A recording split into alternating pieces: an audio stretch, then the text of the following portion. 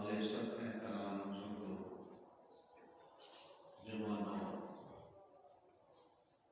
عزیزوں، السلام علیکم ورحمۃ اللہ وبرکاتہ۔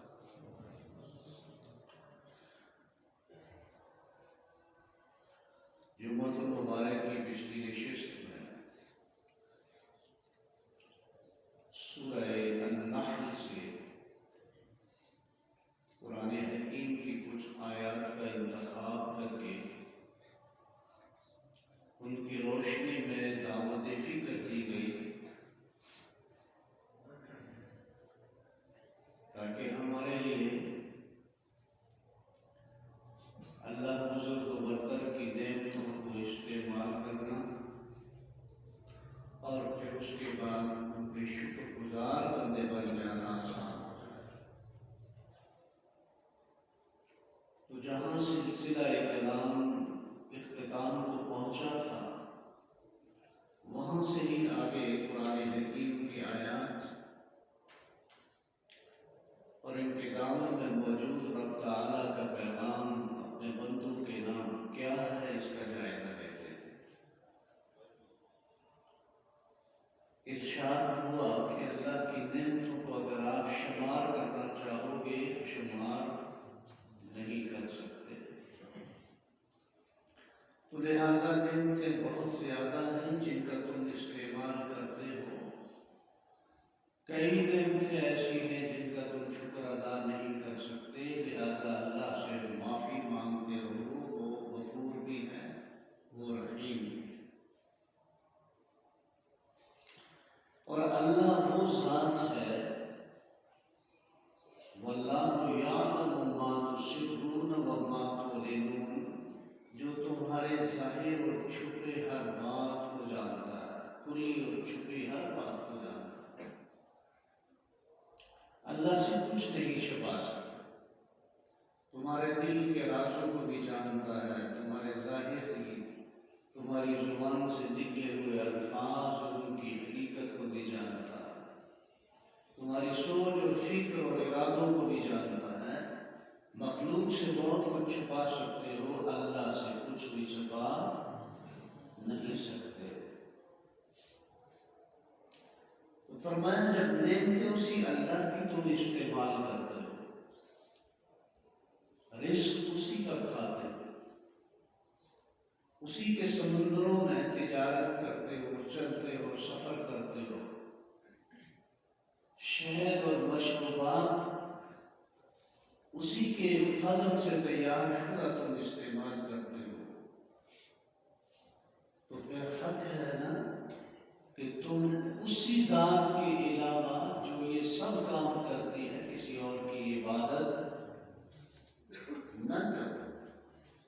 تو پھر خلاصہ نکالا وَالَّذِينَ يَدْعُونَ مِن دُونِ اللَّهِ لَا يَخْلُقُونَ شَيْئًا وَهُمْ يُخْلَقُونَ۔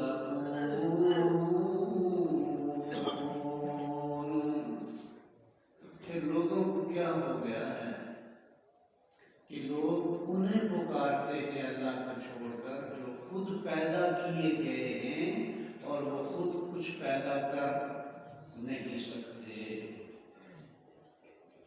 نبی پیدا ہوئے یا پیدا کیے گئے؟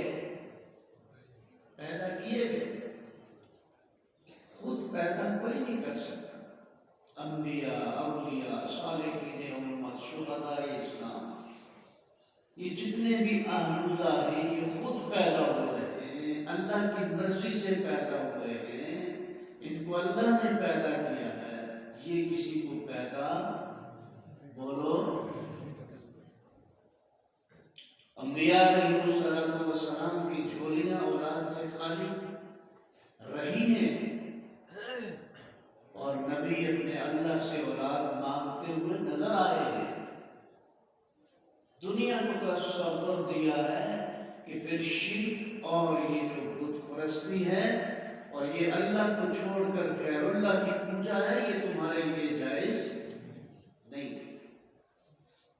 فرمایا وَالَّذِينَ يَدْعُونَ مِن دُونِ اللَّهِ، وہ لوگ جو پکارتے ہیں اللہ کے سوا، لا يخلقون شیئا، وہ کچھ بھی تخلیق نہیں کر سکتے، وَهُمْ يُخْلَقُونَ، حالانکہ وہ خود پیدا ہوئے ہیں۔ تو جو اپنی پیدائش میں محتاج ہے وہ دوسروں کو کیا پیدا کرے گا؟ اس لیے پیدا کرنے والا کون؟ بولو، زندگی دینے والا کون؟ نفع اور نقصان دینے والا کون؟ اولاد دینے والا کون؟ اولاد دینے والا کون؟ عزت اور ذلت کس کے اختیار میں؟ اللہ کے اختیار میں۔ اگلی آیت میں فرمایا اموات غیر احیاء، ایک ہستی ہے جس کو موت نہیں، باقی سب کو موت ہے۔ اموات، سب نے مرنا، غیر احیاء، کسی نے زندہ نہیں رہنا۔ زندہ رہنے والی ذات کون سی ہے؟ بولیے بلند آواز سے، اللہ، اللہ الذی لا الہ الا هو الحی القیوم۔ زندہ رہنے والی ذات کی کون سی؟ اللہ کی ذات۔ اموات، مردہ ہے، غیر احیاء، وہ زندہ نہیں ہے، ہمیشہ زندہ کوئی نہیں رہے۔ اللہ کریم قیامت کے روز سب کو مار دے، ایون کہ موت کو، اسرائیلی کو بھی ختم کر دے سب، اور پھر اللہ کہے گا لمن الملک اليوم، بتاؤ آج کس کی حکومت ہے؟ کوئی جواب دینے والا نہیں ہوگا۔ پھر اللہ خود جواب دے گا للہ الواحد القہار، کس کی حکومت ہے؟ اللہ کی، جو اکیلا ہے اور جو زبردست ہے اس کی حکومت ہے۔ تو نفع اور نقصان کا مالک جو اللہ کے علاوہ اس کی مخلوق میں مانے، یہ شرک کا ارتکاب کرنے والا بندہ ہو سکتا ہے، یہ موحد نہیں ہو سکتا۔ اللہ ہمیں موحد بنانا چاہتا ہے، توحید کا علمبردار بنانا چاہتا ہے۔ اور آگے فرمایا وَمَا يَشْعُرُونَ أَيَّانَ يُبْعَثُونَ، اور جو اللہ کو چھوڑ کر غیر اللہ کو پکارتے ہیں انہیں یہ بھی شعور نہیں ہے کہ وہ کب اٹھائے جائیں گے، موت کب آئے گی، پھر کتنا عرصہ مرنے کے بعد رہیں گے، اور پھر دوبارہ کب اٹھائے جائیں گے۔ اور ہم چھوٹے چھوٹے پڑھا کرتے تھے، والدین پڑھاتے تھے، اللہ کریم ان کی قبروں پر کروڑوں رحمتیں نازل فرمائے۔ آمنت باللہ وملائکتہ وکتبہ ورسلہ والیوم الآخر والقدر خیرہ وشرہ من اللہ تعالی والبعث بعد الموت۔ یہ خیر اور شر اللہ کی طرف سے، اور موت کے بعد دوبارہ اٹھائے گا کون؟ اللہ، کوئی نہیں جانتا کب اٹھائے۔ حدیث جبریل میں رسول اکرم صلی اللہ علیہ وسلم سے انسانی شکل میں جبریل امین نے پوچھا متى تقوم الساعة، قیامت کب آئے گی؟ نبی علیہ السلام نے فرمایا مل مسئول عنہا اعلم من السائل، سوال کرنے والے سے زیادہ مسئول کو اس بارے میں علم نہیں ہے۔ سمجھ آ رہی ہے؟ اگلی آیت الہکم الہ واحد، تمہارا معبود تو لوگوں ایک ہی معبود ہے۔ یہ تم نے کیا پتھر گھنے دیکھے تو ادھر سجدہ کرنا شروع کر دیا، کوئی درخت عجیب دیکھا تو ادھر سجدہ کرنا شروع کر دیا، کوئی جنگل گھنا دیکھا تو ادھر سجدہ کرنا شروع کر دیا، کیا ہو گیا تھا؟ سجدوں کے لائق کون؟ بولیے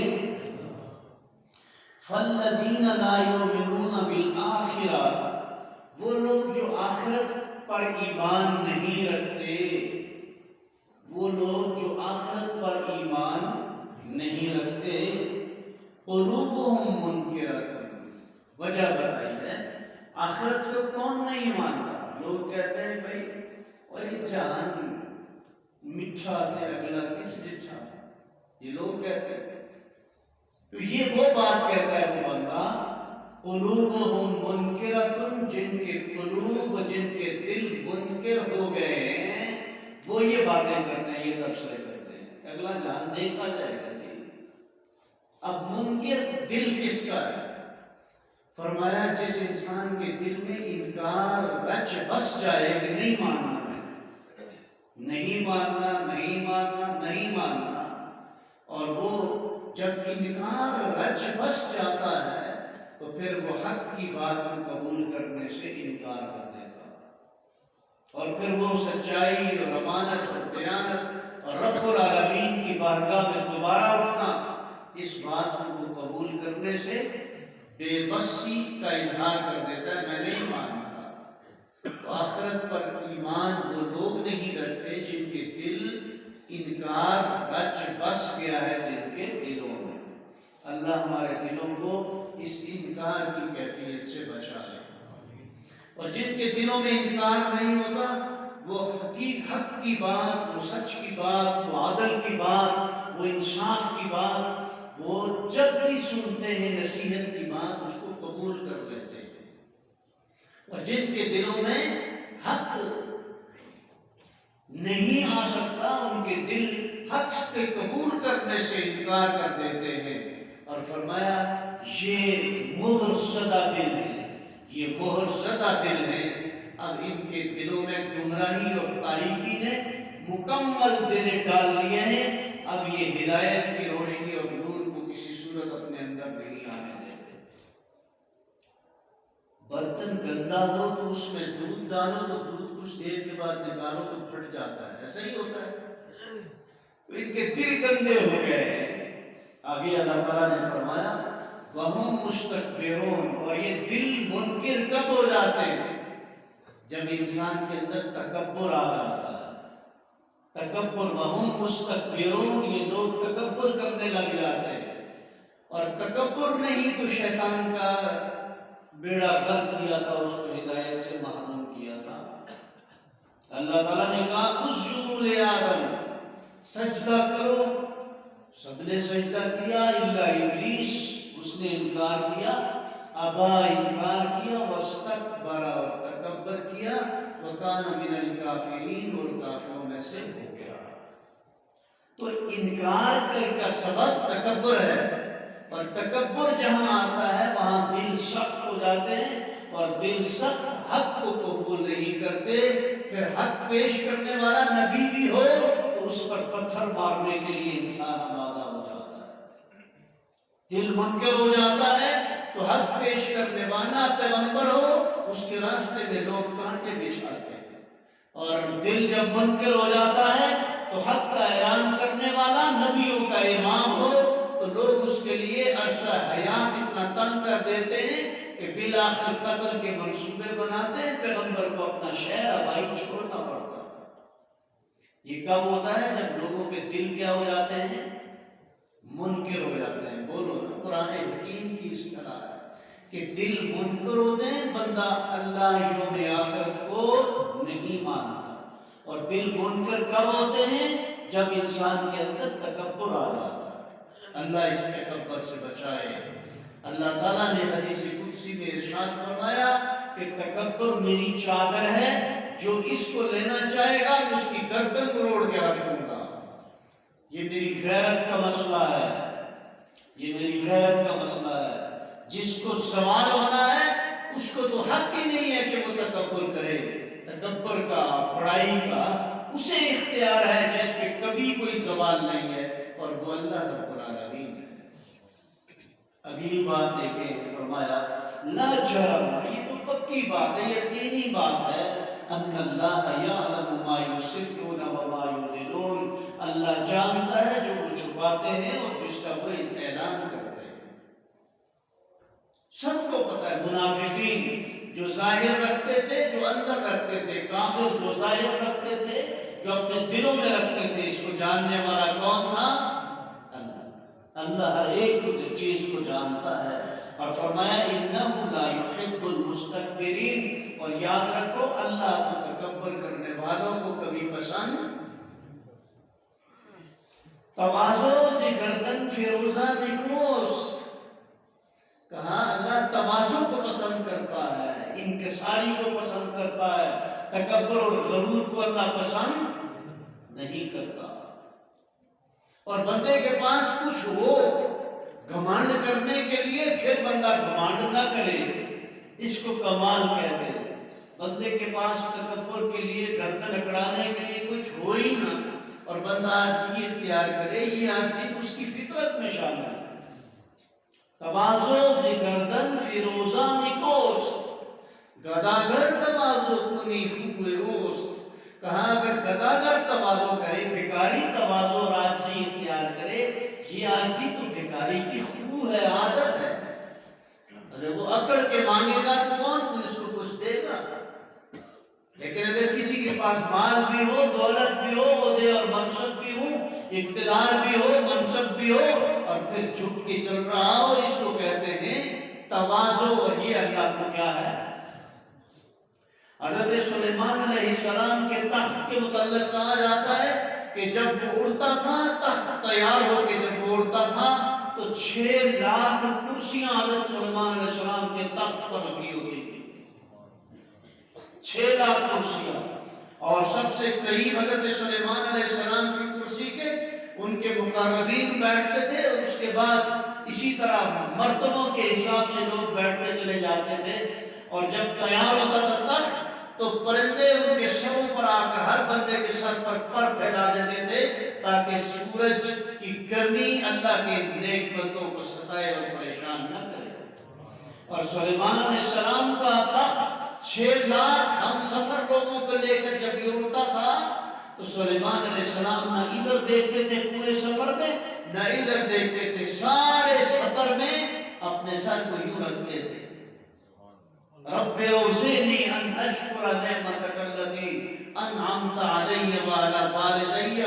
کہتے پروردگارا تو نے مجھے اور میرے والدین پر جو انعامات فرمائے ہیں، میرے اللہ کو مجھے شکر گزار بندہ بنا دے۔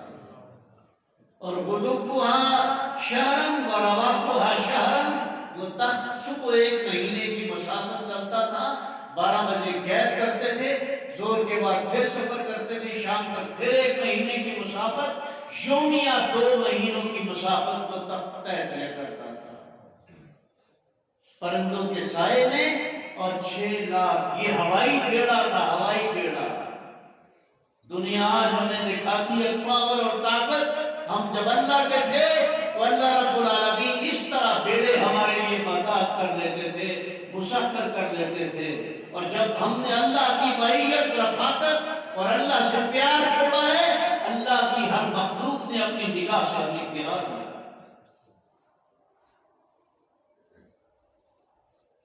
یہ سلیمان علیہ السلام کا تخت ہے۔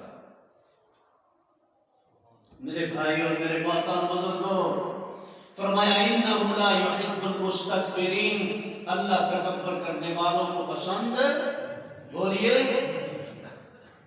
وَإِذَا قِيلَ لَهُمْ مَاذَا أَنزَلَ رَبُّكُمْ، اور جب کہا جاتا تھا، نبی علیہ السلام کی دعوت جب عام ہوئی، اب ظاہر ہے لوگوں میں چرچا ہونے لگا کہ عرب کی سرزمین پر ایک شخص آیا ہے اور جو کہتا ہے کہ اللہ کی بات کو مان لو، دنیا تمہارے زیر لگی ہو جائے گی۔ تو جہاں جہاں یہ خبر جاتی تو لوگ پوچھتے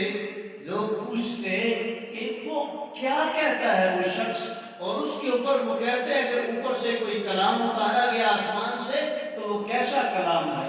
اور جو اس وقت دل کے روگی، جن کے دلوں میں فتور تھا اور جو بے ایمان تھے اور جو اسلام کے اس چڑھتے ہوئے سورج کو دیکھ نہیں سکتے تھے اور جن کے اندر برداشت نہیں تھی، وہ دوسرے لوگوں کو جو سوال کرتے معصوم لوگ تو ان کو کہتے تھے وَإِذَا قِيلَ لَهُمْ، جب ان سے کہا جاتا مَاذَا أَنزَلَ رَبُّكُمْ، تمہارے رب نے کیا اتارا، قَالُوا أَسَاطِيرُ الْأَوَّلِينَ، تو وہ لوگوں کو کہتے ہیں پرانے لوگوں کی فرسودہ کہانی ہے جی، اور کچھ بھی نہیں ہے محمد کے پاس صلی اللہ علیہ وسلم۔ یعنی لوگوں کو یہ کہتے ہیں پرانے لوگوں کی فرسودہ کہانیاں ہیں جی، اس کے سوا کچھ بھی نہیں ہے، لوگوں کو حق سے دور کرتے۔ اور آج بھی اہل ایمان کو حق سے، مسلمانوں کو اپنے اسلام سے اور دین سے دور کرنے کے لیے اسی طرح کے پروپیگنڈا باز لوگ، چاہے وہ میڈیا میں ہوں اور چاہے وہ لکھاڑی ہوں اور چاہے وہ دیگر کسی منصب پر موجود ہوں، وہ اسی طرح لوگوں کو اسی طرح کی باتیں کہہ کر حق سے دور کرنے کا اہتمام کر رہے ہیں۔ ہماری حکومتیں مدینہ کی اسلامی ریاست بنانا چاہتی ہیں، لیکن اس ریاست میں مادر پدر آزاد، بے غیرت اور جس کو کہتے ہیں بے ایمان اور بے ضمیر لوگوں کو آزادی مارچ کے نام پر کھلا اجازت ملتی ہے اور اس کو پروٹیکشن ملتی ہے۔ مجھے آپ بتائیں مدینہ کی اسلامی ریاست میں بے غیرتوں کو، بے حیاؤں کو اور فحاشی اور عریانی پھیلانے والوں کو اجازت تھی؟ بلند آواز سے بولیں۔ آپ کا اقتدار اور اختیار کیا کر رہا ہے؟ آپ کی یہ بات بہت اچھی ہے کہ ہم مدینہ کی اسلامی ریاست کی طرف بڑھیں گے، لیکن حقیقت یہ ہے کہ یہ کس ملک میں یہ جلوس نکلا ہے جس میں کہا جاتا ہے اللہ بھی سن لے آزادی، رسول بھی سن لے آزادی، ہم لے کے رہیں گے آزادی۔ کون سی آزادی؟ سنے آپ نے یہ نعرے؟ آپ نے نہیں سنے؟ وہی آزادی مارچ میں خواتین نے، مادر پدر آزاد بے غیرت خواتین نے، بے حیا خواتین نے اور مردوں نے یہ نعرے لگائے ہیں ہم آزادی چاہتے ہیں، کوئی اسلام کے قوانین کے چھتری کے نیچے کوئی زندہ رہنا، ہمیں آزادی چاہیے، مرد سے شادی کرے اس کی آزادی ہونی چاہیے، عورت سے شادی کرے اس کی آزادی ہونی چاہیے، اور ہم لے کے رہیں گے آزادی۔ اللہ بھی سن لے آزادی، رسول بھی سن لے آزادی۔ اللہ کو بھی دھمکیاں، رسول کو بھی دھمکیاں۔ میرے بھائیو زمین پھٹتی کیوں نہیں؟ یہ انسان اس دھرتی پر ہے کیوں ہے؟ یہ ہمارے ملک کے اندر یہ ہوا، ابھی ہوا ہے، ابھی یہ 2 دن پہلے ایک اینکر نے سوال کیا اس نے کہ کیا مرد سے شادی کو جائز قرار دیتے ہو؟ تو انٹرویو دینے والا کہتا ہے ہاں کوئی پرابلم نہیں ہے۔ اس نے کہا تو پھر قوم لوط پر عذاب نہیں آیا تھا؟ اس نے کہا عذاب تو آئے گا، قیامت تو آئے گی، مر جائیں گے، کیا ہو جائے گا؟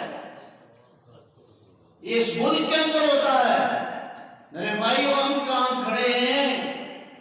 آنکھیں کھولیں، کان کھولیں، ہم اس کی شدید مذمت کرتے ہیں اور ہم حکومت پاکستان سے مطالبہ کرتے ہیں کہ یہ آخری آزادی مارچ ہونا چاہیے جس میں بےہودہ لوگوں نے ہمارے اس ملک کی نظریاتی اساس پر وار کرنے کی کوشش کی ہے۔